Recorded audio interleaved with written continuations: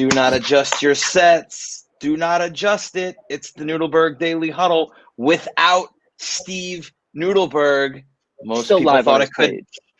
Most people thought it couldn't happen, but it's happening. We have taken over the Huddle. The boys are back in town, and it is officially our show on a Goldfarb Friday. Welcome, ladies and gentlemen, to the show. Sorry, Shay, we didn't let you know that we were both wearing Goldfarbs. Should have poor communication on our part, but we're celebrating. Mine's black, so you wouldn't be able to see mine anyway. Right. We're celebrating the fact that Jake got his Goldfarb. He's a part of the crew now, and we're happy to be here. So good morning to Dorcas. Good morning to Scott Garber, Jeremy Mish, Casey Della Penna, and Gottwall. Great to see you here as always. Jake Furman filling in, showing up today. The law firm is here in full effect. Jake. What's unbelievable to me is that they think that like the show's going to be better because you're on it. I don't get it. Yeah, the special edition. They only tune in. I think you boys should Brett's be here every day. I think Brett's the only loyal member that shows up every solid. day. That's how I know that Brett is getting better. Every day. Every single day. Where the other Jakes are really half-assing it. So there's Brett. There he is. Boys are rolling in, doing my part, but happy to be here. Jake, are you nervous? No. First time, extremely nervous. Like, I don't think I slept the first time, but I feel like I've done this a few times, getting into the rhythm a little bit. So thank you guys for allowing me to sit in. I think we have a really fun show. So we do. We've got some great birthdays to celebrate today. We're going to talk about some great content. We're going to talk about glory days, and we got some great stuff. But before we can get to any of that, let's get everybody awake with some wake-up music. Wake up, everybody! Get up! Get up! Get up! Get up! Wake up! Come on!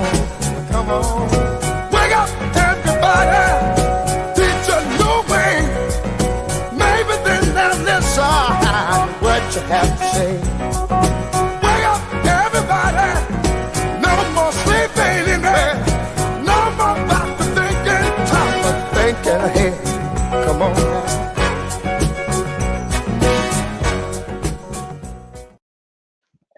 It's fun seeing Dad in the chats. Yeah, change. Dad, 54 in Santa Fe. Glad you made it safely, sir. Hope you're having a great time out there. Have a great weekend. But I want to make sure that we give a proper, not a commercial, but I really want to support Bob right now, because I don't know how many blazers you get that come with a unbelievable hanger, wooden hanger, beautiful wide shoulders, right? With Goldfarb written on it. You see this hanging in your closet and you feel differently. It's just, you're like, I gotta go with a Goldfarb hangers today. Like you can sell hangers now. So I really just want to tell me about the experience with him, because I remember what it was like when I did it, and tell me what it was like. I mean, you've never really been fitted for any kind of clothing before. No, so tell me what it was like.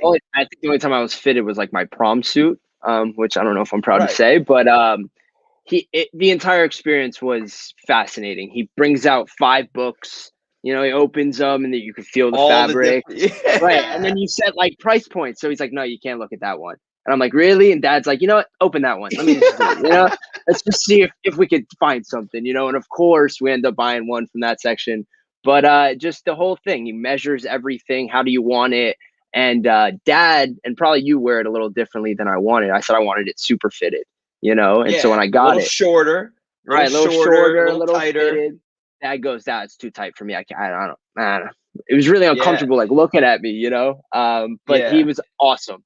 The whole experience, and then obviously the tailored name inside. So thank you, Bob, so much for taking care of us, making sure that we are dressed to impress. I put out a post this morning about the food that we're eating and about the way that we cook in the kitchen and how we, use that as fuel for us. But it's the same thing with the clothes, right? Like we talk about mindset all the time, and what you eat, what you wear, all affect the way you think and the way you feel. And if you're really trying to build the foundations of success, these are all things you have to be aware of. So if you are in the market or if you are looking to just get something in your closet that makes you feel a little bit different, we highly recommend you reach out to Bob because, like you said, he does a great job of figuring out what your budget is, figuring out how you want it to fit, how you want to wear it, and then guiding you through the process of picking out something that fits you and matches you. So it's really awesome. And our entire life has been about what we wear. I mean, you played football. Like, Dad got excited about ordering us cleats, you know, and then in the football, we just talked about it. You posted an old football picture and you were wearing the shorts with the quarter zip. It brought me right back. Vibe.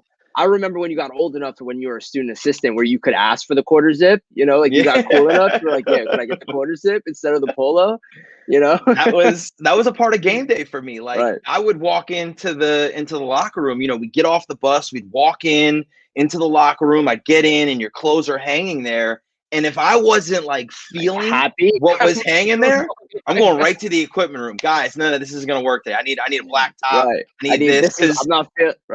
I got to be wearing the right things to feel the right things. And that really ties into the foundations of success, which is what we're going to talk about today, because we are going to celebrate the passing of one of the greatest leaders of all time. Today in history, John Wooden passed, and his legacy is unbelievable. We've got a little bit of a video to show about people talking about John Wooden, and then we're going to talk about how it relates to the things we're talking about today. Coach Wooden was a great teacher, teaching the right way to live. The greatest game all the people out there play, the game of life. As great of a basketball coach as he was, I think you're missing it if you look solely at that and not at what his real purpose was, which was to teach people. When you talk to John Wooden, you wouldn't even know you're talking to the basketball coach. Now, he gained his fame teaching basketball, but it was the principles of life that people wanted to hear from him. I'm not sure you can find a more impressive person. There may be others on that shelf he's on, but he's on the highest shelf. My father never really mentioned winning. Win or lose, the expressions were always the same. He was probably most proud of a team that didn't win, based on the fact that they did the best they could. His definition of success, I read it and I was like, time out. If I can help them be better people and better versions of themselves, their gymnastics will flourish. I don't know of anybody that expressed it better or put it to work any better than he did. And if you do it right, you can still win. You can still be the best. That's your boy. Well, awesome to see Coach Bowden in that video. I was privileged to work with Coach Bowden in the early part of my career and watched him, ride off into the sunset from Florida State. But I think it's so important to tie into the fact that everybody that you heard talk about John Wooden right there, none of them cared about basketball. None of them cared about the championships. And you heard them reference, it wasn't about the winning. It was about doing things the right way. It was about giving everything that you had. And when you listen to all of the things John Wooden put together, you look at his pyramid of success and how he built all these things, it lasts forever and ever and ever. And Shay, you can keep this up here because I think it's amazing that this is the pyramid of success that he looked at to build his teams. Forget about basketball. Forget about what it was to actually play the position, point guard, center, any of the things that made you really good at the sport. If you didn't have these things, he wasn't allowing you to be on the team. And so I think this really goes to, whether you want to be great in sales, whether you want to be great in leadership, whether you want to be great in marketing, whatever it is that you do, that's your role. You got to be great at these things first: enthusiasm, cooperation, loyalty, friendship, industriousness. And when you look at these things and how he stacks them on, it creates the foundations that say this is a person that can be successful anywhere, anytime, any place. And that's why we talk about mindset all the time. That's why we talk about all the things that we do, because while we give lots of great insights about how to be great in sales and leverage new tools, all of those tactics only work if you've got the foundation the right way. And you've had the opportunity to work with some great coaches as well. So share a little bit about that.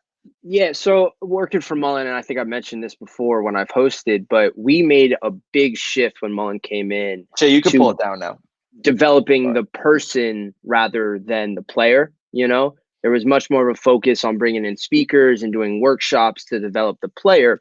And I think that's one thing that you loved about college football. I remember us having countless talks about whether to leave college to go to the NFL and what that would be. Like, you genuinely had a passion for developing people and still do.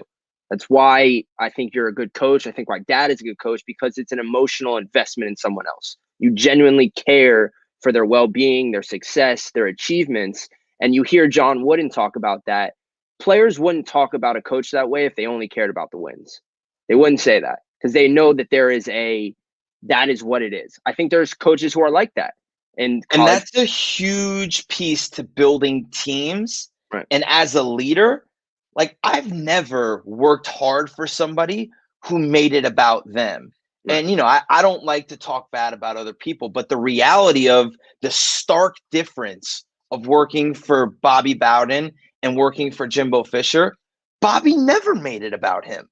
Bobby always made it about the players and doing everything he could to give them the best chance to be successful and wanting to win for them, where Jimbo always made it about himself. Yeah. It was always about how it tied into him or how it looked on him. And that's why you saw Florida State rise to success the way it did and then crash so quickly, is because there was no foundation of team there. They were super talented. They came together for each other despite the leadership. And then once those guys were gone, the guys that we had recruited that, were the seniors, it fell apart. So as a leader, yeah, go ahead. You see Nick Saban have all this tree continuously come out, right? But they can't replicate it because Nick Saban does a great job of doing both, like developing that relationship so he can push them that hard, right? Like, that's why those players come back and coaches leave. And you see Kirby Smart, Jimbo Fisher, they have small successes because that system pushes players to be great and they recruit great. But after a while, the system fades. They don't love the coach, not invested in the coach. They stop playing for the coach and the results stop. And then it's left with nothing. Which we talk about all the time. And this is what I really, really love about talking about John Wooden and his foundation of success, because I don't care whether you're trying to get a job, whether you're trying to sell, whether you're trying to lead. It all always comes back to the relationship. Whether you're being a parent, whether you're being a husband, a spouse, a partner, whatever it is, it all comes back to the relationship. Being a brother, you wouldn't allow me to coach you. You wouldn't allow me to talk to you or guide you, or you wouldn't listen to a fucking word I said if you didn't think that I honestly cared about you first. Correct. And everybody skips past that all the time. And especially in sales, we've been taught that you just got to get to the pitch. Get to the pitch, which how could you expect somebody to want to hear your pitch if they don't think that you're actually invested in them, which is why we created a process on how to systematically build relationships, because that ties in all of the coaching together. And you're going through it right now. So I'd love to hear kind of some of your thoughts as I'm coaching you and you're in the process. Well, it's interesting because obviously all my friends are now graduating college, getting jobs, going into the workforce. And it's amazing the amount of bosses they already hate. Like, they've been working for 5 months. They're like, I don't have any relationship with my boss. They've never tried to make a relationship with me. They came in, they said, here's your job. Here's the task you're going to do. You work 7 to 8 and that's it. And so it's interesting, obviously, coming into a family business where I've had a relationship and now we work with City Furniture and I get the opportunity to sit on these coaching calls where they're onboarding people, and it's fascinating that is the most important part about being a leader, is developing the relationship first, not what they're supposed to do. It's not. And you're getting a real-time view of people who do it well and seeing the success that comes from that. Correct. And people who don't do it well, and then seeing how you have to go build a roadmap on how to repair it because you missed that step so important, that important step in the very beginning. And consequences, you talk about it, like, it's hard for somebody to accept that when the other person doesn't genuinely care for them. It's like, well, this guy's just trying to F me, like this guy is not looking out for my well-being. So it makes it harder for you to be a leader and initiate changes and all that when nobody trusts you. So, but I think that'll lead us to our next topic. And Joseph Gonzalez shouts out Andrew Koenig for being a fantastic leader. And I agree. And I think that's why our partnership works so well, is because he does such an unbelievable job at explaining why.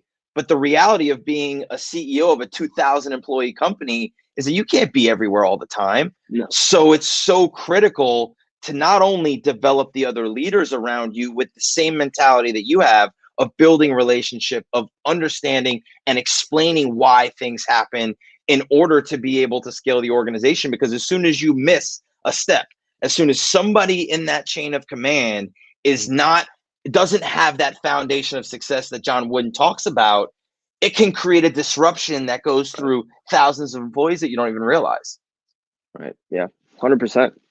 Awesome. Well, it's a great conversation. Great way to start it so far. Let's get to the morning music, which happens to be about basketball a little bit, but it's really just about having glory days.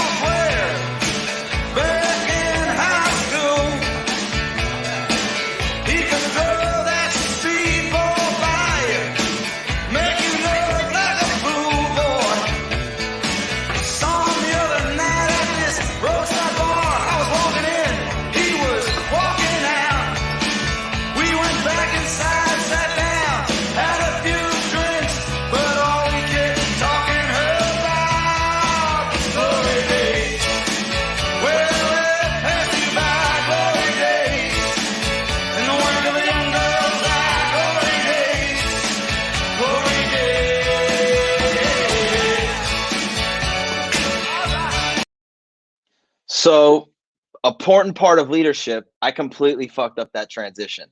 Terrible. So the reason we played Glory Days is because on this day in history, the album came out. So Born in the USA album was released today. That's why we played Glory Days.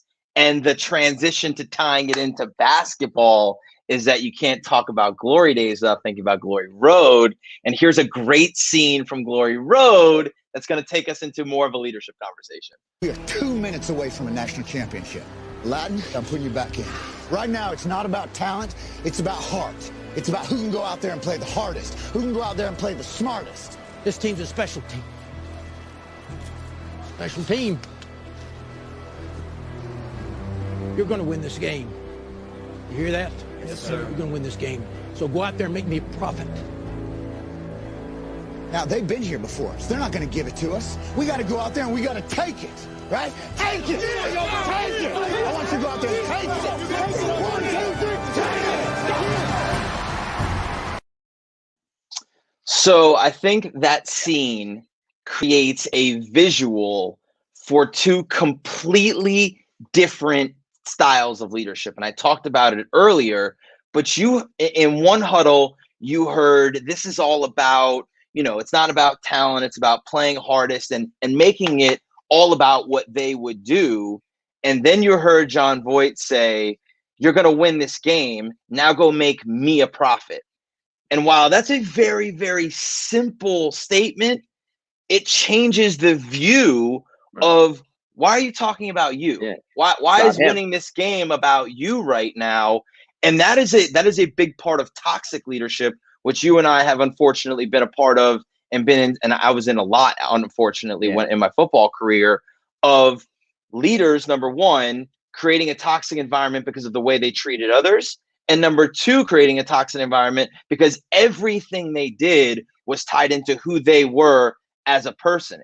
And it's so important that as leaders, we recognize it, and that as you, as somebody who's in an organization, recognizes it. Because if you are living in a toxic environment, it is so much harder to be successful. So much harder for you to have the right mindset, to feel the right way, to be able to do the right things. Talk to me a little bit about toxic environment. One of the things that I love about leaders, and the thing I find is the most important for them to do, is take ownership of problems. It takes it takes the pressure off the person, even if it's the person's problem. It's my fault. You know what? I'm the leader. I was responsible, and I was surrounded by a couple coaches who never took leadership. Like we lost to Georgia, and God's honest truth, I fucked up. I messed up. I messed something on the wristband. It costed us a timeout. I was getting reamed on the sideline. He goes into the press conference after, and it didn't have that big of an effect on the game. No, but it was a problem that happened. And he goes in the press conference and makes it about this one incident in the first quarter, that's why we never got back on track. And as a leader to do that, it's a cop-out. Like, it's your responsibility at the end of the day. You are the one in front. You chose that position. You made the decision to lead the troops. Don't stand behind them now and let them get in a gun range. Like, so you lost everything. A couple shout outs. Michael Gallagher, who comments, I tend to lean towards breaking of an overhead projector to get hyped. That is Coach Mervis, our high school defensive coordinator, who 1000%, while we were in our meeting before the game, picked up the projector. It was actually my teacher's projector, slammed it on the ground, went nuts. I think it was before we played Nova or somebody. Awesome shout out. I don't remember, to be honest with you. So, but another shout out to Hayden Kassan, who talks about, insert a Jocko plug here. That is extreme ownership. And that is, I don't care at what point in the chain of command you are, everybody should embody that mindset, that mentality of, it's my bad, I screwed up. And then the person above them should take that. You owned it. My bad. Right. I screwed this up. I messed up the wristband. But as soon as the person from the top points down and says, no, it's that. Yeah, what's a projector? Yeah, because that was way back in the day. Nobody's using those anymore. But as soon as somebody from the top points down, you lose all credibility. Everybody, like, really? Right. Like, you aren't willing to step up and take ownership. And that is where, if you want to create great culture, whether it be in your home, whether it be on your team, whether it be in your company, it's all about celebrating everybody else's wins and giving them ownership of it, and then taking ownership of the losses and of the things that go wrong. Because when you own it, then people allow you to fix the problem. Right. Hey guys, this is my bad. I didn't do a great job of communicating what my expectation was here and what we needed to do in order to be successful. I'll take that. It's your responsibility to make sure that you execute on the things that we do. That's your part of it. So it's a two-way street, but you have to be willing to own yours in order to be able to fix somebody else's. And we'll go to overtime. That was a lock. But Sundays were always a review day for us, right? Sunday mornings after the game on Saturday. Did you ever, and the losses were obviously really bad days in the office on Sunday. Yeah, you felt like shit. It was awful. Did you ever have a head coach come in and say, look, guys, I fucked this up? Not one time.